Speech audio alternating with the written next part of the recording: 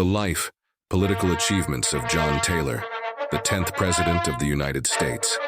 John Taylor, born in 1790 into a prestigious Virginia family, his political career was marked by twists and turns. At the age of 12, Taylor followed the family tradition and attended preparatory school at William and Mary College. He graduated from the university in 1807 at the age of 17. Taylor's economic views were influenced by Adam Smith's The Wealth of Nations, and he had a lifelong love for William Shakespeare. The school principal, James Madison, was both a mentor and, like his father, figure to Taylor, exerting a significant influence on him. After graduation, Taylor studied law under his father, who served as a state judge, before apprenticing under former Attorney General Edmund Randolph. In 1811, at the young age of 21, Taylor was elected to the Virginia House of Delegates for Charles City County, serving only 1 year but winning re-election 4 times. Although born into a Southern slaveholding family, he, to a certain extent, upheld slavery and insisted on supporting states' rights. This position made him popular among Southern slaveholders, while also attracting attention from other political forces. His political career was quite rich before he became the 10th President of the United States. He had served as a Virginia state legislator, governor, federal congressman, and federal senator, gaining an understanding of politics and experience that made him a presidential candidate. In the 1840 United States presidential election, John Taylor ran alongside Whig Party presidential candidate William Henry Harrison, and they won the election as running mates. The election was filled with passion and anticipation, with high hopes pinned on the Whig Party candidates to lead the country towards a more prosperous and stable future. As Harrison's vice presidential candidate, Taylor contributed to the Whig Party's victory. However, Harrison's presidency was destined to be tragic. Just 1 month after taking office, he fell ill and tragically passed away. This sudden tragedy shocked the entire nation, and Taylor unexpectedly became the first president in American history to assume office without being elected. The death of President Harrison highlighted the ambiguity of the presidential succession rules at the time. The rules governing presidential succession were derived from Article 2, Section 1, Clause 6 of the United States Constitution. In case of the removal of the president from office, or of his death, resignation, or inability to discharge the powers and duties of the said office, the same shall devolve on the vice president. The Constitution's language was vague, failing to specify whether Vice President Taylor was to succeed to the presidency or merely exercise its powers and duties while retaining his vice presidential position. The cabinet convened within an hour of Harrison's passing, and according to later accounts, it was decided that Taylor would serve as acting president. However, Taylor vehemently asserted that the Constitution granted him full and unconditional succession rights, and he promptly took the oath of office to become president, setting an important precedent for the orderly transfer of power.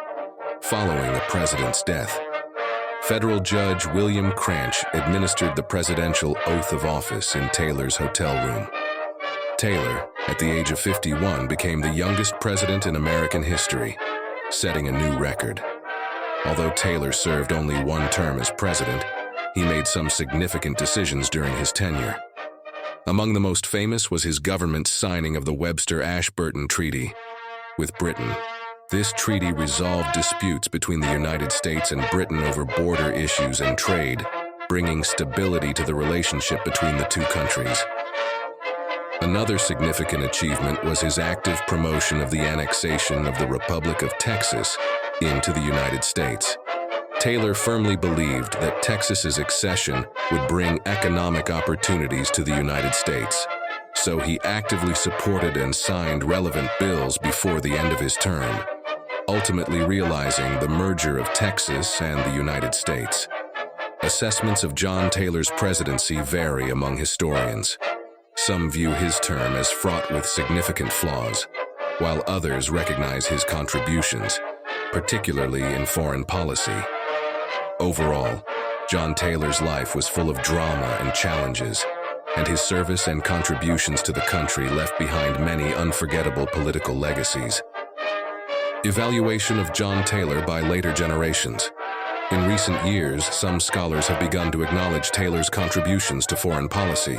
Monroe praises his achievement in the Webster-Ashburton Treaty, which foreshadowed improved Anglo-American relations, and the annexation of Texas, which expanded the national territory by 1 million of square kilometers. Corybor argues that Taylor was more powerful and efficient than public perception suggests. Siegel commends his courage and principles, noting his integrity and honesty in faith-based struggles, making him a non-partisan president.